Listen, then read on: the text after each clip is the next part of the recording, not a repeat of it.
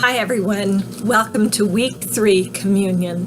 I know that you're finishing up your Sabbath keeping posts for today, but I wanted to go forward even though it's Martin Luther King Day. I apologize. I actually have done quite a bit of celebrating in remembrance of Martin Luther King. I gave a talk last Thursday night on Martin Luther King and really treasure his legacy.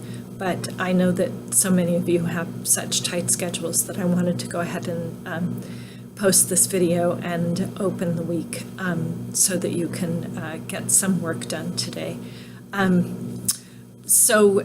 Yes, this is week 3 on communion, and we'll be reading this wonderful book by N.T. Wright called The Meal That Jesus Gave Us.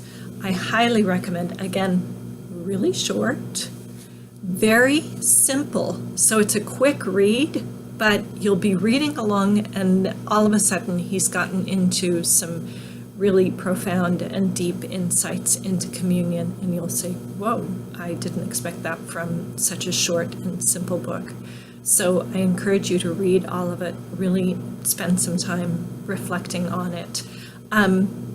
Personally, I've been thinking a lot about communion this week, and I have some beautiful images of Eucharistic chalices, both from the Middle Ages and from the 4th and 5th century, to post. For some reason right now, they're posting upside down. So I'm going to work on that technological difficulty and post them for you later today or tomorrow. Once I get that worked out, I didn't want to take the time to delay this video any longer. What I have been thinking about and what I want you guys to be thinking about are both the theological underpinnings of communion and then the way that communion can touch our heart and can enrich us spiritually.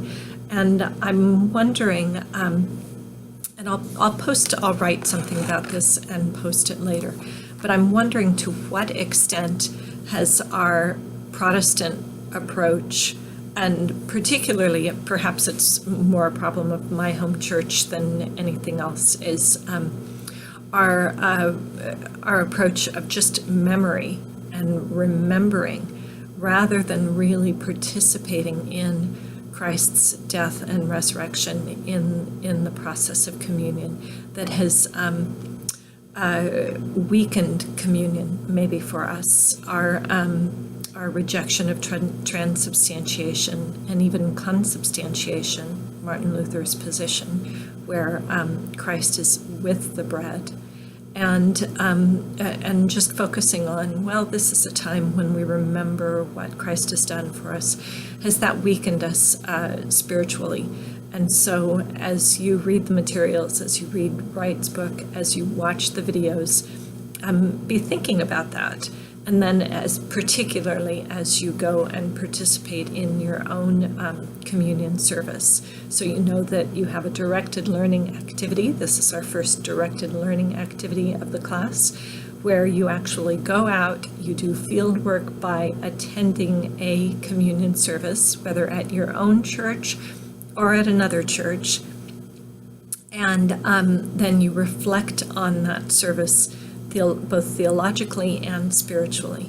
And so I think I've given you more than enough materials to help you think about that. I do encourage you to watch the videos. Feel forward. I know that sometimes they can get a little boring, so feel forward to fast forward to the really relevant parts.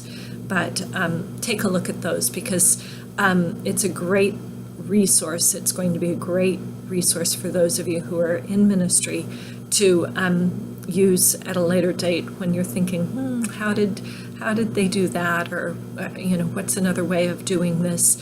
You'll have the videos to take a look at, and so I'm hoping that will be a great resource for you. I'm hoping that it will help you as you think about communion this week, both theologically and spiritually. I think I've gotten back to everyone on their posts from week 1. If you did not receive an email from me just giving some brief comments on your posts, please let me know. If you didn't submit an introduction forum post, then you would not have gotten feedback on it. I'm in the process of grading the autobiographies, and I will get those back to you as soon as possible. Again, feel free to email me with any questions or comments, and I hope you enjoy this week. Take care. Bye.